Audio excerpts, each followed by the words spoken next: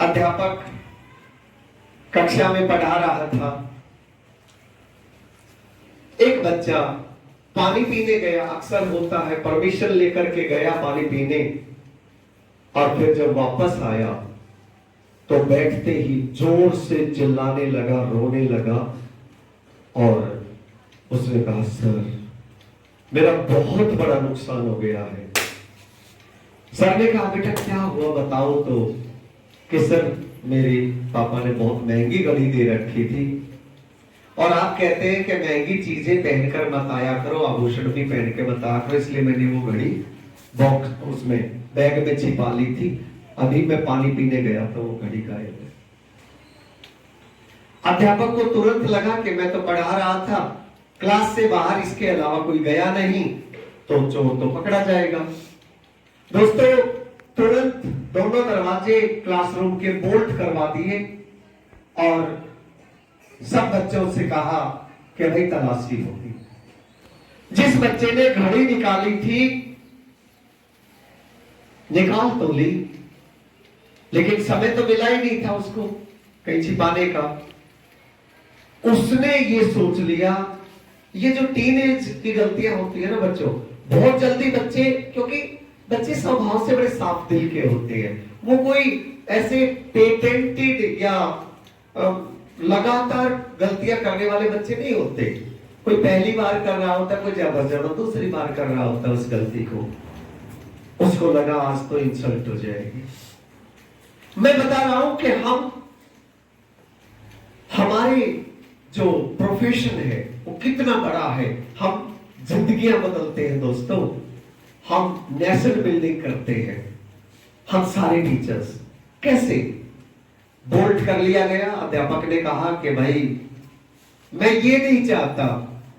इस बीच ये बच्चा क्या सोचता है कि यहां से बोल्ट ही हुआ है, ताला तो लगा नहीं, मैं बोल्ट खोलता हूं, सीधे चल के और नीचे जंप कर जाऊंगा 2 मंजिल से और अपनी जान दे दूंगा। इतना जल्दी इस बच्चे ने ये सोच लिया कि इसने कहा मैं ये बेइज्जती सहन नहीं कर पाऊंगा कि चोर है, चोर का कलंक नहीं सहन करूंगा। दोस्तों इतने में ही अध्यापक से अगली बात आती है कि सभी बच्चे अपने जेब से रुमाल निकालें और अपनी आंखों पर बांधे। हम ये चेक करेंगे कि किसी को कुछ दिखाई ना दे। इस बच्चे को शांति हुई। इसने निर्णय बदल दिया कि अब मुझे आत्महत्या करने की जरूरत नहीं है, और उसने साथ में ये भी सोच लिया कि क्लास के अंदर तो हिम्मत नहीं करूंगा, नहीं तो फिर पकड़ा जाऊंगा कि चोर ये था।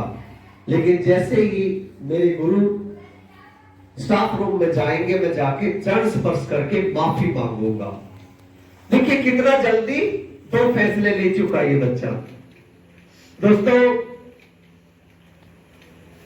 अध्यापक ने तलाशी लेना शुरू किया। सब बच्चों की आंखों पे पट्टी है और एक एक करके घड़ी तो मिल गई, और घड़ी मिलके और निकाल के जिस बच्चे की थी उसकी जेब में डाल दी।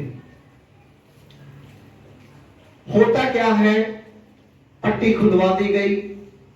टीचर ने ये कह दिया बच्चों में से कोई चोर नहीं है, घड़ी ये रख के बोले थे, इनकी घड़ी वापस इनकी जेब में मैंने रखवा दी है। बात खत्म हुई। बोर्ड एग्जाम हुए।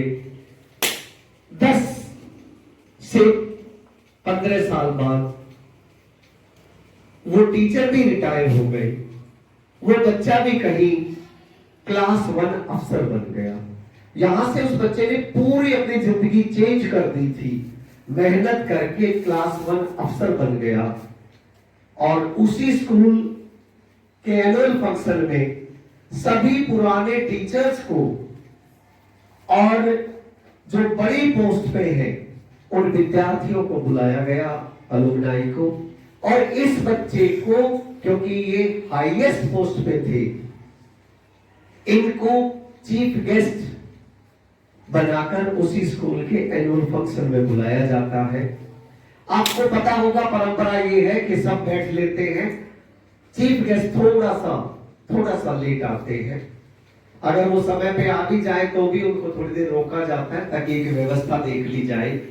फ्रंट रो में वो सभी गुरुजन बैठे हैं जो पहले इस विद्यालय में पढ़ा कर गए थे। आजकल वाले व्यवस्था देख रहे हैं, कार्यक्रम आरंभ होने वाला है, वे गुरुजी भी आए हुए हैं।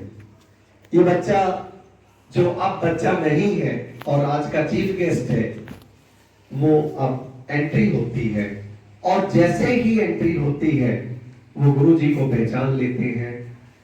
सब गुरुओं के चरण स्पर्श करते हैं लेकिन उनके पास रुकते हैं और वो कहते हैं थैंक यू सर, मैं जो कुछ हूं आपकी वजह से हूं, आपने मुझे पहचाना क्या? बोले हाँ भाई आप मेरे विद्यार्थी थे।